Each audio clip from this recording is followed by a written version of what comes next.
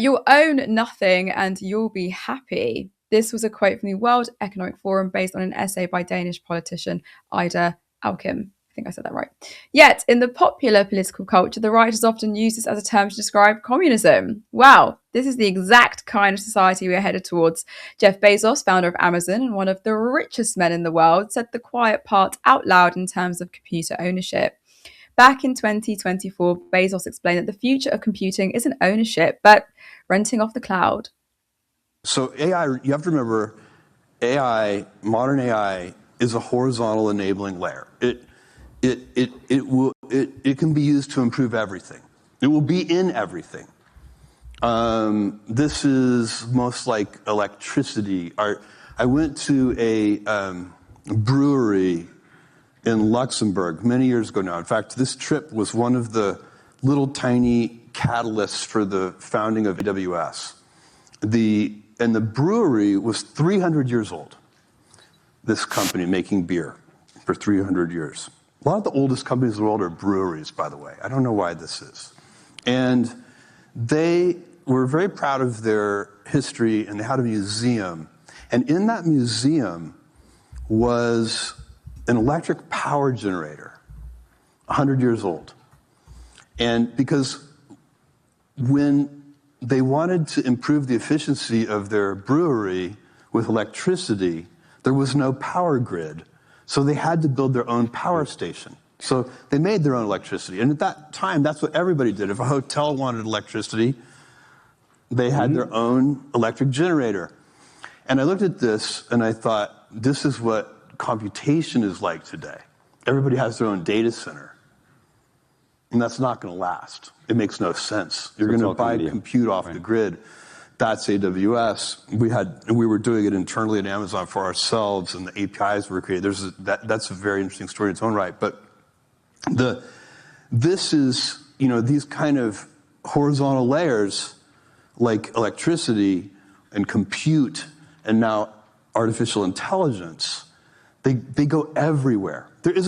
I guarantee you there is not a single application that you can think of that is not going to be made better. Why can't we just send him to space? So essentially what he's saying is that one day no one will compute off the grid, which is a euphemism for you won't own it. Not only is this something he is predicting, this is something he and the rest of the oligarchs want. Curtis, what do you make of this? Well, we did send him to space. The problem is it had a return trip. This is what I'm saying. Stay there. So I think we should all... I'm happy to crowdfund for a billionaire if it means a one-way trip, because he ain't going to pay for himself. So that clip, it was from 2024, but it's just as relevant. And obviously he's predicting, and I think quite correctly, the prediction is that more and more things are going to be out of our hands. And okay, he mentioned data centers, but really I think it's the entire thing was a euphemism for computers. Basically, and by the way, Amazon and all these other tech giants are massively in favor of AI. You just heard him in that clip. He loves AI. And AI is the reason why RAM is so expensive. Now, most of you are probably clued in about tech. If somebody watching has no idea about tech, RAM is basically memory size, and you can put it into your computer, and the bigger memory, the more powerful your computer typically is. Obviously, there's other components too, right? But RAM is quite cheap, actually. 32 gigabyte of RAM is quite decent for a computer or a laptop, and it's now becoming unaffordable. You think, why is that happening? The reason why is the rise of data centers, which powers AI, and data centers are buying up all of the RAM. So typically, RAM mostly is sold to the general public, but now all these data centers and companies are buying up all the stock. It's becoming scarce for the rest of the people, and the prices are going up. And what's happening there is people are getting priced out to own or build their own computers. And here we usher the clouds.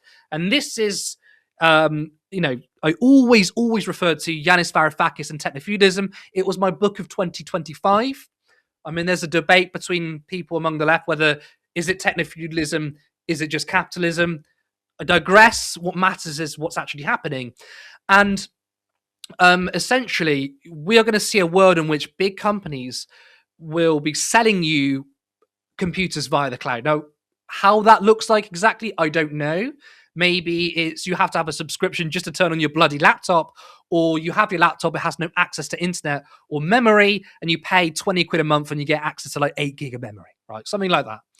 But what you're seeing is a transfer of ownership from ordinary people to the oligarchs. And what's so ironic is the "you own nothing and be happy" line has been stolen from the right wing to apparently mean communism. And my theory on that is because most people on the right and conspiracy thinkers think that the World Economic Forum is this new world order communist sort of society or whatever. The World Economic Forum is not a conspiracy. It's literally a bunch of capitalists speaking about capitalism. It's just a circle jerk of capitalists saying, "Oh, there's lots of problems in the world. How can we fix it?" That's it. For some reason, the right wing have concocted this idea, oh, it's a communist conspiracy theory.